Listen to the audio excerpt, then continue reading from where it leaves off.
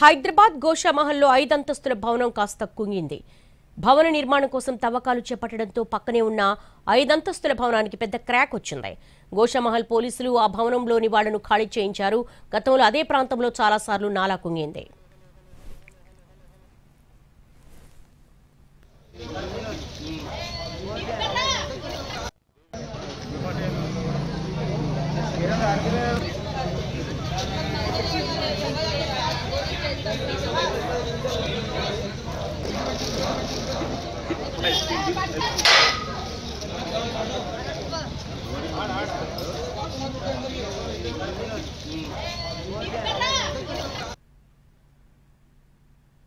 హైదరాబాద్ గోషామహల్లో 5 అంతస్తుల భవనం కాస్త కుంగింది. దీనికి సంబంధించి మా ప్రతినిధి ప్రేమ్ అడిగి మరిన్ని వివరాలు తెలుసుకుందాం. ప్రేమ్, గోషామహల్లో 5 అంతస్తుల భవనం కొంచెం పక్క కొరిగినట్టుగా తెలుస్తోంది. అసలు ఏంటి ఈ నిర్మాణం కోసం ఏం జరుగుతోంది? అసలు ఎవరు కట్టారు దీన్ని? S Devi, thank you.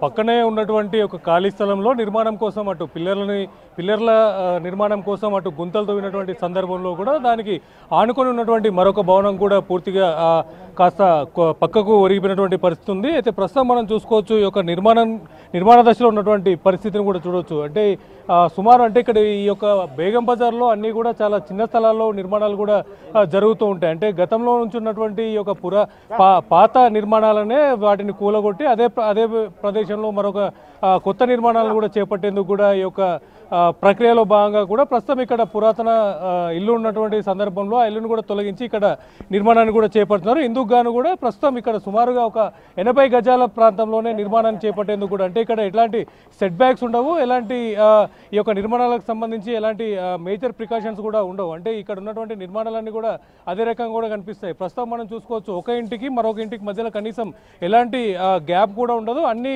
కలిసిపోయి కట్టుకునేటువంటి పరిస్థితిగా కనిపిస్తుంది.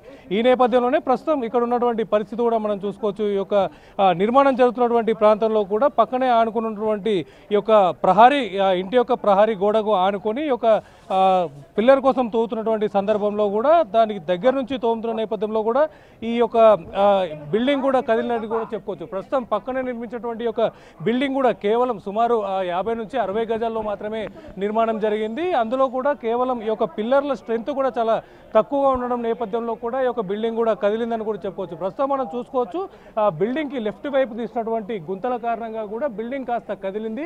ఈ యొక్క బిల్డింగ్ కూడా క్రాక్స్ కూడా కనిపిస్తున్నాయి. అంటే మరొక బిల్డింగ్ అనుకుని నిర్మించినటువంటి ఈ యొక్క బిల్డింగ్ కూడా అంటే కేవలం సుమారు 50 నుంచి 60 గజాల్లోనే ఒక నిర్మాణం కూడా జరిగింది. ప్రస్తుతం మనం చూసినటువంటి బిల్డింగ్ కూడా కేవలం 50 నుంచి 60 గజాల్లోనూ అందులోనూ 4 అంతస్తుల మేర నిర్మాణం కూడా జరిగింది. అంటే కేవలం అంటే 70-80 గజాల్లో నిర్మించేటువంటి యొక్క నిర్మాణాలకు జిహెచ్ఎంసీ నుంచి ఎలాంటి పర్మిషన్స్ కూడా తీసుకోవాల్సినటువంటి అవసరం లేకపోవడంతో కూడా సుమారుగా అటు 2 ఫ్లోర్ల వరకు కూడా నిర్మాణం చేసుకోవడానికి కూడా అటు జిహెచ్ఎంసీ నుంచి అవకాశం ఉంది.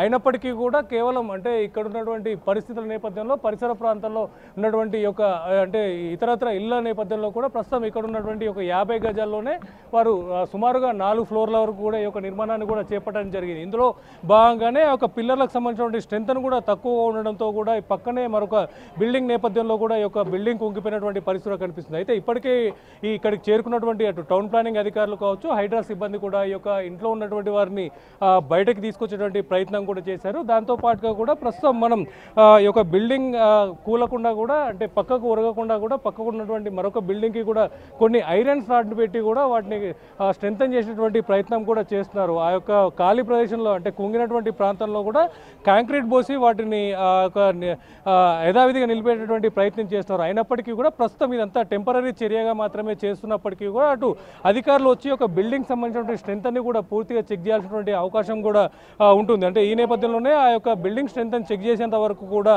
ఈ ఇంట్లోకి ఎవరు వెళ్లకుండా ఉండేందుకు కూడా అధికారులు చెప్తున్నారు. దాంతో పాటుగా కూడా అంటే ఒక బిల్డింగ్ స్ట్రెంత్ అంటే తర్వాత కూడా ప్రస్తుతం ఇప్పుడు చేసినటువంటి ఒక మరమ్మత్తు పనులు పూర్తి చేసిన తర్వాత బిల్డింగ్ స్ట్రెంత్ అంటే నిలకడగానే ఉంటుంది అని తేలితే కనుక ఈ యొక్క బిల్డింగ్లో తిరిగి ఉండడానికి కూడా అవకాశం ఉంటుంది. లేదంటే ఖచ్చితంగా కూడా ఈ బిల్డింగ్ని కూల్చేయాల్సినటువంటి పరిస్థితి కనిపిస్తుంది. మనం గతంలో కూడా చూసాం, అటు గచ్చిబౌలిలో కూడా సేమ్ ఇదే పరిస్థితుల్లో నేపథ్యంలో కూడా అక్కడ కూడా కేవలం 60 గజాల్లోనే సుమారు 4 అంతస్తుల బిల్డింగ్ని కూడా నిర్మించారు. అదే తరహాలో పక్కన మరొక బిల్డింగ్ను నిర్మించేందుకు అక్కడ కూడా సేమ్ ఇదే పరిస్థితిలో కూడా అక్కడ పిల్లర్ కోసం గుంతలు తవ్వక పక్కకు పూర్తిగా కూడా ఒక బిల్డింగ్ అంతా కూడా ఒరిగిపోయింది. ఆ నేపథ్యంలో కూడా అక్కడికి చేరుకున్నటువంటి అధికారులు కూడా ఆ యొక్క నిర్మాణాన్ని కూడా పూర్తిగా కూల్చివేసి నేలమట్టం చేశారు. ఆ తర్వాత కూడా ఆ యొక్క ప్రాంతంలో నిర్మించినటువంటి నిర్మాణాలను కూడా తప్పకుండా స్ట్రెంథన్ చేసి కడుతూ, అంతేకాకుండా అటు జిహెచ్ఎంసీ ఇచ్చినటువంటి గైడ్లైన్స్కి ప్రకారం కూడా నిర్మాణాలు చేపట్టాలని అధికారులు కూడా చెప్పారు. అంతేకాదు ప్రస్తుతం అంటే ఇప్పుడు గోషామహల్, బేగం బజార్ ఈ ప్రాంతాల్లో